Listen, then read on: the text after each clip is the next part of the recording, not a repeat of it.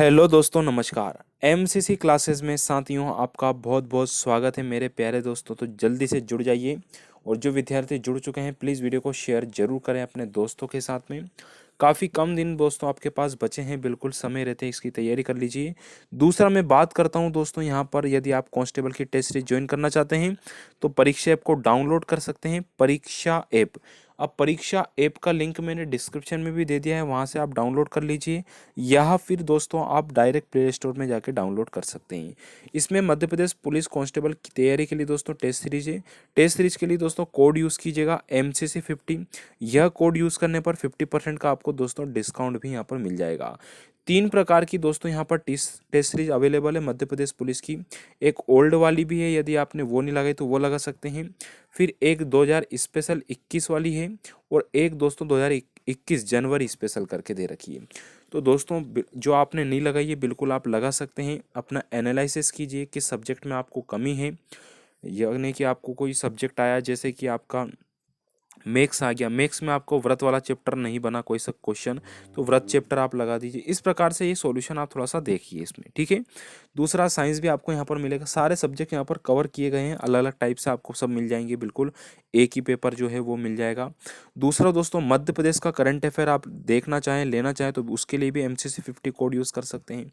इसमें मध्य प्रदेश का GK और दोस्तों मध्य प्रदेश का करंट अफेयर दोनों ही इंक्लूड करके यहाँ पर दे रखा है, यानी कि पूर्ण रूप से आपकी तैयारी यहाँ पर हो जाएगी, ठीक है। तो 50 MCC50 बिल्कुल कोड यूज़ कर सकते हैं आप दोस्तों। इसमें 2016 जो एग्ज़ाम हुई थी उसके बाद, यानी कि 16-17 से लेकर 2021 तक का करंट अफेयर आपको मिलेगा, जो आप देख भी रहे होंगे अधिकतर एग्जामों में ये चीज़ें पूछी जा रही हैं। चलिए बात करता हूँ। नमस्कार भैया, सभी लोग जुड़ चुके हैं। आप हमारे टेलीग्राम चैनल को ज्वाइन कर लीजिएगा, नाम है MCC क्लासेस ब्यावरा, डिस्क्रिप्शन में लिंक मिल जाएगा, या फिर दोस्तों आप चाहें तो इसको डायरेक्ट सर्च कर सकते हैं क्योंकि PDF आपको वहीं पे अवेलेबल हो जाएगी।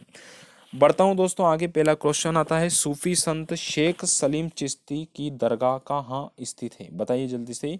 सूफी संत दोस्तों शेख सलीम चिश्ती जी की दरगाह कहाँ पर स्थित है? बताइए जल्दी से। फतेहपुर सिकरी, बनारस, दिल्ली या अजमेर शरीफ, कहाँ पर होगा इसका आंसर? बताइए जल्दी से।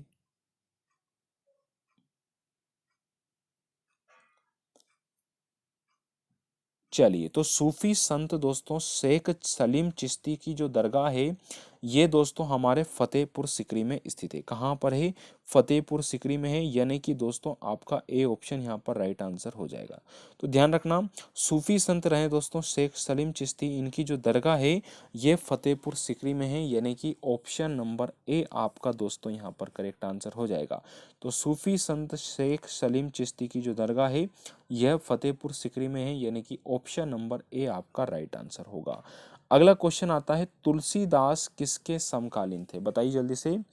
तुलसीदास दोस्तों किसके समकालीन रहे हैं? बताइए।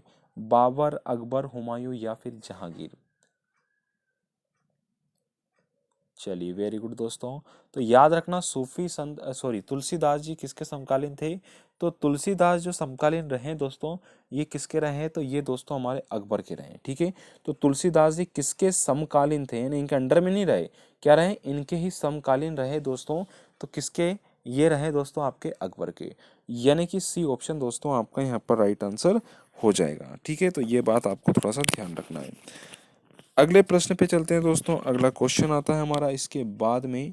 क्वेश्चन है भैया, भारत की स्वतंत्रता प्राप्ति के समय इंग्लैंड के प्रधानमंत्री कौन थे? बताइए जल्दी से। हाँ बताइए क्या आंसर होगा। भारत की स्वतंत्रता प्राप्ति के समय इंग्लैंड के प्रधानमंत्री कौन थे मेरे प्यारे दोस्तों? चलिए बहुत बढ़िया। तो याद रखना दोस्तों इसका जो आंसर होगा वो क्या हो जाएगा? क्लीमेंट एटली दोस्तों, क्या हो जाएगा? तो भारत की स्वतंत्रता प्राप्ति के समय इंग्लैंड के जो प्रधानमंत्री थे वो कौन थे? तो क्लाइमेंट एटली दोस्तों, एटली के नाम से काफ़ी प्रसिद्ध हैं, तो याद रखना। तो इंग्लैंड के प्रधानमंत्री कौन थे दोस्तों जब स्वतंत्रता प्राप्ति हुई भारत को? तो वो एटली थे, यानी कि दोस्तों बी ऑप्शन आपका यहाँ पर राइट आंसर हो जाएगा। चलिए बढ़ते हैं आगे। अगला क्वेश्चन है हमारा दोस्तों। वीडियो अच्छा लग रहा तो लाइक और शेयर जरूर कीजिएगा। वर्ल्ड हेरिटेज डे किस तिथि को मनाया जाता है? बताइए जल्दी से। वर्ल्ड हेरिटेज डे जो डे है यह किस दिन मनाते हैं मेरे प्यारे दोस्तों? कल भी हमने चर्चा की थी जो दिवस के बारे में प्रश्न आते हैं वो वाले। तो वर्ल्ड हेरिटेज डे किस तिथि को मनाया जाता है? तो वर्ल्ड हेरिटेज डे दोस्तों हमारा 18 अप्रैल को मनाते हैं। कब मनाते हैं? 18 अप्रैल को। तो याद रखना, वर्ल्ड हेरिटेज डे किस तिथि को मनाते हैं? तो दोस्तों ये मनाते हैं 18 अप्रैल को। ठीक है, तो यानी कि बी ऑप्शन दोस्तों आपका राइट आंसर है, ये आपको याद रखना है। ठीक है, चलिए चलते हैं आगे, अगले प्रश्न की ओर चलते हैं दोस्तों। क्वेश्चन आता है, विश्व की प्रथम महिला प्रधानमंत्री कौन थी? विश्व की प्रथम महिला प्रधानमंत्री कौन थी? बताइए जल्दी से। विश्व की प्रथम महिला प्रधानमंत्री कौन थी मेरे प्यारे दोस्तों?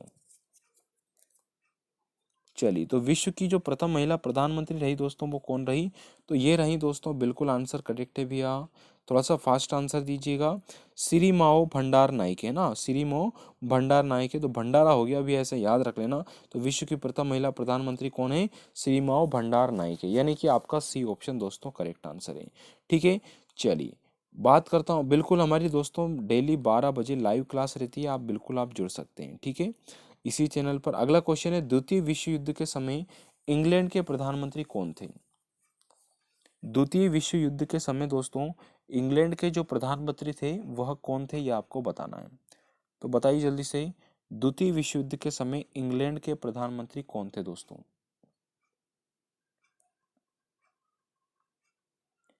चलिए बहुत बढ़िया। तो दोस्तों द्वितीय विश्व युद्ध के समय जो इंग्लैंड के प्रधानमंत्री थे वह कौन रहे हैं? तो याद रखना दोस्तों, वो रहे हैं आपके विंस्टन चर्चिल। तो चर्चिल के नाम से प्रसिद्ध हैं दोस्तों। दूसरा जो विश्व युद्ध हुआ था उस समय की बात है, उस समय इंग्लैंड के प्रधानमंत्री थे विंस्टन चर्चिल, यानी कि सी ऑप्शन दोस्तों आपका राइट आंसर यहाँ पर हो जाएगा। ठीक है, अगला क्वेश्चन आता है हमारा, अंतरिक्ष में प्रथम अंतरिक्ष यान भेजने वाला प्रथम देश कौन है? अंतरिक्ष में प्रथम अंतरिक्ष यान भेजने वाला प्रथम देश कौन सा है? बताइए जल्दी से। तो अंतरिक्ष में प्रथम अंतरिक्ष यान भेजने वाला प्रथम जो देश रहा है वो कौन रहा है? तो वो रहा है दोस्तों सोवियत संघ। कौन सा देश है? सोवियत संघ। ठीक है, तो अंतरिक्ष में प्रथम अंतरिक्ष यान भेजने वाला प्रथम देश कौन सा है? तो ये है दोस्तों सोवियत संघ रहा है, यानी कि बी ऑप्शन दोस्तों आपका यहाँ पर राइट आंसर हो जाएगा। ठीक है, तो अंतरिक्ष में प्रथम अंतरिक्ष यान भेजने वाला प्रथम जो देश है वो कौन सा रहा है? तो वो रहा है दोस्तों सोवियत संघ, यानी कि बी ऑप्शन आपका राइट आंसर हो जाएगा। ठीक है, चलिए चलते हैं आगे, बिल्कुल करेक्ट है। अगला है भैया, विश्व की प्रथम महिला राष्ट्रपति कौन थी? बताइए जल्दी से, विश्व की प्रथम महिला राष्ट्रपति कौन रही दोस्तों? चलिए कमाल है, बिल्कुल भैया। चलिए, तो इसका आंसर हो जाएगा मारिया एसाबेल पेरोन। ठीक है, चलिए तो मारिया एसाबेल पेरोन। तो मारिया एसाबेल ने कि पैरों के तले आ गए भैया। तो ऑप्शन नंबर है, याद रखना, प्रथम महिला राष्ट्रपति विश्व की। ठीक है, तो विश्व की प्रथम महिला राष्ट्रपति आ जाए तो मारिया एसाबेल पेरोन। अगला है दोस्तों, आगरे के किले में मोती मस्जिद का निर्माण किसने करवाया? आगरा के किले में मोती मस्जिद का जो निर्माण है यह किसके द्वारा करवाया गया था?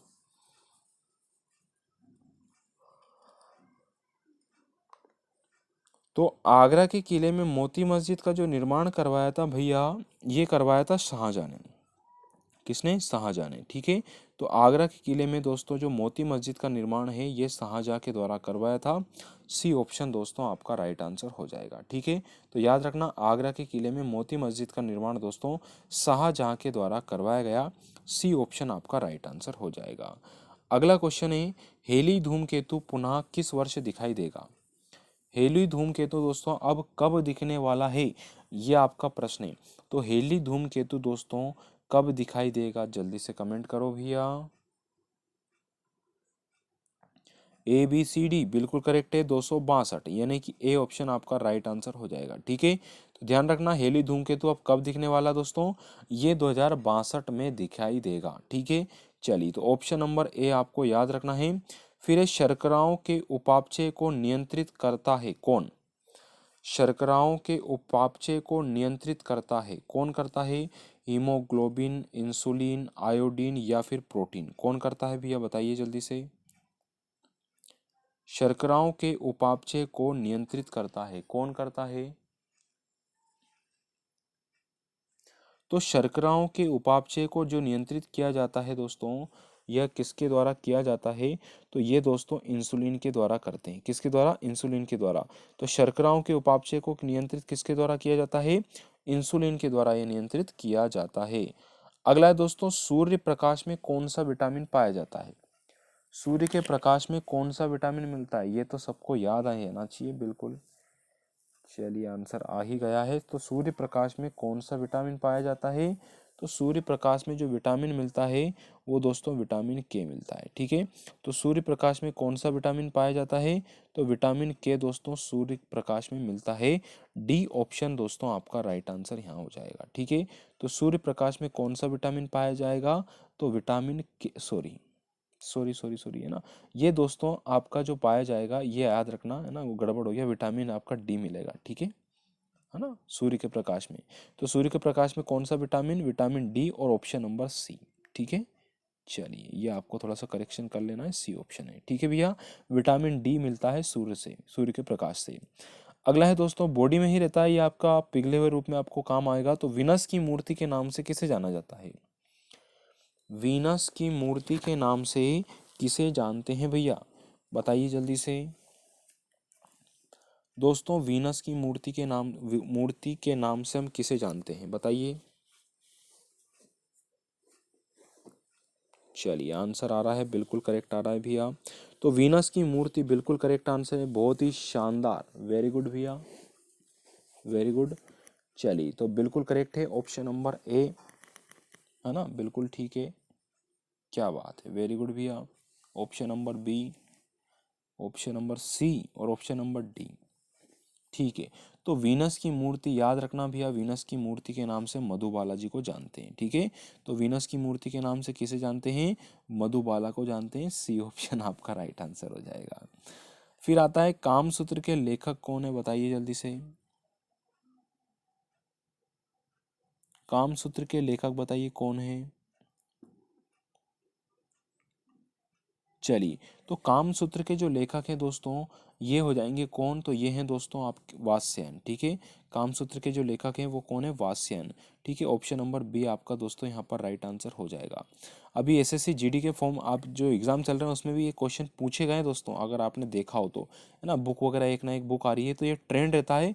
वैसे अगर आपका जैसे 8 जनवरी को आपका पेपर रहेगा, हमको वैसे ही जानकारी मिल जाएगी, क्योंकि जो पेपर शिफ्ट का अपन एनालिसिस करेंगे उसी आधार पे भी आपको बहुत सारी चीज़ें पढ़ना रहेगा। ठीक है, अभी तो जितना आप पढ़ सकें, जितनी चीज़ें रिवीजन कर सकें उतना रिवीजन कीजिए, बाकी 8 जनवरी को ही पूर्ण रूप से समझ में आएगा कि भैया आपसे पूछ लिया किसी जिले के बारे में पूछा जा रहा है, तो हर पेपर में जिले के बारे में पूछा जाएगा। कुछ क्वेश्चन ऐसे रहते हैं बिल्कुल सिमिलरिटी रहती है उसमें, कि बुक पूछ ली तो सब में बुक पूछेंगे, बांध पूछ लिया तो सब में बांध पूछेंगे, है ना, कोई में परियोजना पूछ ली तो परियोजना पूछेंगे। तो इस टाइप का कुछ सिस्टम रहता है भैया। विटामिन के बारे में एक प्रश्न आया तो सभी में आना है। ठीक, तो अभी फिलहाल जितना चौमुखी तरफ से आप जितना आप पढ़ सकें बिल्कुल आप अच्छे से पढ़ाई कीजिए। और दोस्तों करंट अफेयर 2017 से लेके 21 तक का पक्का जरूर कर लेना। ठीक है, क्योंकि अपनी डेट पिछले साल की है, समझ में अगर आपको आ रही हो तो। ठीक है, तो तब तक का करंट अफेयर आपको अच्छे से याद होना चाहिए। तो जब्ती प्रणाली की शुरुआत किया गया था, तो जब्ती प्रणाली की जो शुरुआत की गई थी दोस्तों, किसने की थी? ये की थी अकबर ने। तो जब्ती प्रणाली की जो शुरुआत है ये अकबर के द्वारा की गई थी। अगला क्वेश्चन है, राज तरंगिणी के लेखक कौन है, बताइए भैया। राज तरंगिणी के लेखक कौन हो जाएंगे यहाँ पर? तो राज तरंगिणी की जो लेखक है दोस्तों वो कौन है? तो याद रखना ये आपका आंसर हो जाएगा कल्हण। तो राज तरंगिणी के जो लेखक थे वो कौन है? तो कल्हण दोस्तों राज तरंगिणी के लेखक है। ए ऑप्शन आपका यहाँ पर राइट आंसर हो जाएगा। फिर आता है भारतीय संविधान में, अच्छे सुनना भैया, भारतीय संविधान में लोक कल्याणकारी राज्य की स्थापना किस भाग से संबंधित है? लोक कल्याणकारी राज्य की स्थापना यह भारतीय संविधान में किस भाग के अंतर्गत दे रखी है भैया ये? चलिए, तो लोक कल्याणकारी राज्य की संकल्पना दोस्तों भाग नंबर 4 ऑप्शन नंबर डी आपका राइट होगा। तो भारतीय संविधान में लोक कल्याणकारी राज्य की स्थापना किस भाग से संबंधित है? तो दोस्तों यह भाग 4 से संबंधित है। डी ऑप्शन आपका राइट आंसर होगा। फिर है भारत भारती के लेखक कौन है? भारत भारती के लेखक कौन है? तो भारत भारती के लेखक, देखो ना पुस्तकें आ रही हैं आपकी बार बार। चलिए, तो भारत भारती के लेखक हैं मैथिली शरण गुप्त। कौन है दोस्तों? भारत भारती के लेखक हैं Maithili Sharan Gupt. Option number A आपका राइट आंसर यहाँ हो जाएगा। ठीक है, चलिए चलते हैं आगे। अगला क्वेश्चन है, कुंभ का मेला कितने वर्ष के अंतराल में लगता है?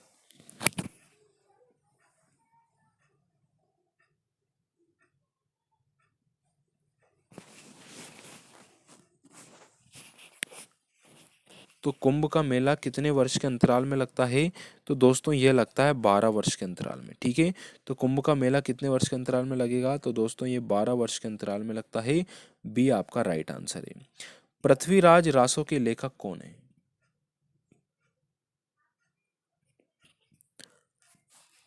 पृथ्वीराज रासो के लेखक बताइए जल्दी से, थोड़ा जल्दी कीजिए भैया। पृथ्वीराज रासो के लेखक, क्या बात है, अरे वाह, चंद्रबरदाई, बहुत बढ़िया। तो पृथ्वीराज रासो दोस्तों इसके जो लेखक हैं वो कौन रहे? चंद्रबरदाई, यानी कि सी ऑप्शन आपको राइट आंसर हो जाएगा भैया। अगला है दोस्तों, आप हमारे टेलीग्राम चैनल को ज्वाइन कर सकते हैं। और अभी तक जो विद्यार्थी नए हैं हमारे, वीडियो को लाइक और शेयर जरूर कीजिएगा। चैनल को सब्सक्राइब अवश्य कीजिए। लगातार दोस्तों हमारी क्लासेस यहाँ पर रहती है दोस्तों। ठीक है, चलिए बिल्कुल 12 बजे से आपकी क्लास डेली रहती है। ठीक है, चलिए कल कुछ टेक्निकल इशू की वजह से कुछ क्लास शायद नहीं हो पाई थी परसों, है ना। चलिए बाकी क्लासेस रेगुलर हैं। आप पुराने वीडियो जरूर देखें दोस्तों हमारे जो क्लासेस के हैं एमपी पुलिस के, क्योंकि पुराने ओल्ड पेपर 16 से लेके, वैसे तो हमने 1992 से लेके अभी तक के करवाई दिए हैं आपके। ठीक है, जो भी आपकी व्यापम द्वारा पूछे गए थे तो वो भी आप देख सकते हैं। बिल्कुल लगातार क्लासेस चल रही है। एक दिन में 2-3 वीडियो, सुबह खाना खाया उस टाइम पे लगाया, मोबाइल चालू किया और देख लो 10 मिनट का लेक्चर। अभी शाम को देख लो दोपहर 12 बजे, 10 मिनट मात्र आपको देना है, ज़्यादा समय नहीं देना, 10 से 12 या 15 मिनट मुश्किल से। ठीक है, चलिए अच्छे से मेहनत कीजिए दोस्तों, बिल्कुल ठीक है। थैंक यू दोस्तों, है ना, मिलते हैं कल दोपहर 12 बजे।